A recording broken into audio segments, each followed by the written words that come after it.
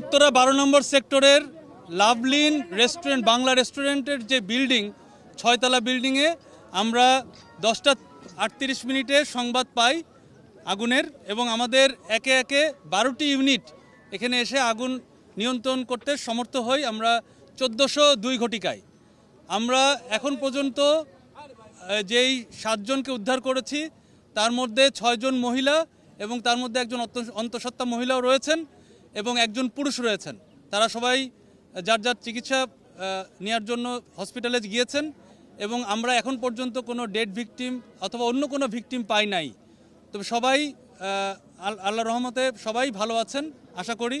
এবং আমরা যেই আনুমানিক যেই সোর্স আগুনের যে উৎস এটা জানতে পেরেছি, এটা সম্ভাব্য উৎস আমি একটা ভিডিও পেয়েছি, ওখান থেকে যেটা বোঝা যাচ্ছে যে এটা রেস্টুরেন্টের যে সিলিন্ডারের কোনো গ্যাস লিকেজ থাকতে পারে, সেই লিকেজ থেকে এইটা আগুনটা একটু বেশি হয়ে গিয়েছিল, মানে ডেভেলপমেন্ট স্টেজে চলে গিয়েছিল।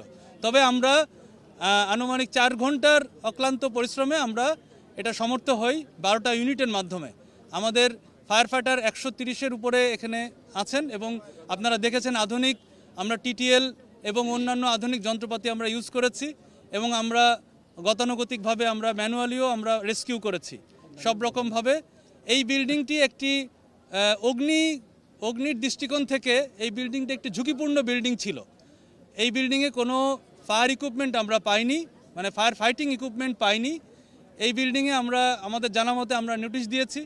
এই বিল্ডিংয়ে আমাদের যেই ফায়ার সেফটি প্ল্যান সেটাও নাই এবং এই বিল্ডিংয়ের তথ্য যতটুকু পেয়েছি আমরা এটা বললাম। ভবিষ্যতে আরও আমরা তদন্ত সাপেক্ষে অনেক তথ্য প্রদান করতে পারবো। এটার আসলে কোনো অনুমোদনই নাই, এখন এটা কি অনুমোদন ছিল এটা দেখতে হবে। এবং এখানে আমরা কোনো ফায়ার ইকুইপমেন্ট, যেটা ফায়ার ফাইটিং ইকুইপমেন্ট বলি আমরা, এরকম কোনো এক্সটিংগুইশার অথবা অন্য কোনো কিছুই আমরা পাইনি।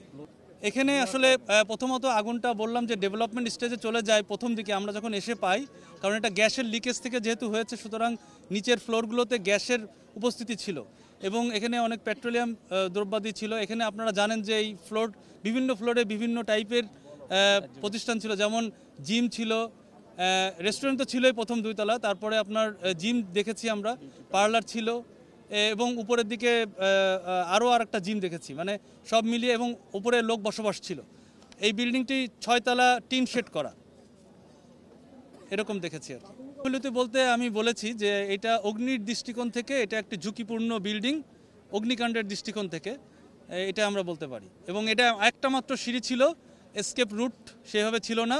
আপনারা দেখেছেন যে বিল্ডিং থেকে বিল্ডিং কিভাবে আমাদের 3 পার্ট ল্যাডার দিয়ে পার করেছি আমরা, এবং আরেকটা জায়গায় দরজার যে ওটা কাঠ ভেঙে একটার সাথে আরেকটা জোড়া দিয়ে আমরা পার করেছি। এইভাবে আসলে আমরা করতে পেরেছি, কারণ আপনারা দেখেছেন যে টিটিএল আমরা সেট করতে পারছিলাম না, পিছনে আমরা চেষ্টা করেছি, সেট করতে পারি নাই, কারণ বৈদ্যুতিক তার উপস্থিতি ছিল। এই পাশেও ছিল, কিন্তু এটা আমরা দূর থেকে আমাদের টেকনিক্যাল যারা আছেন তারা বিভিন্নভাবে চেষ্টা করেছেন, আপনারা দেখেছেন।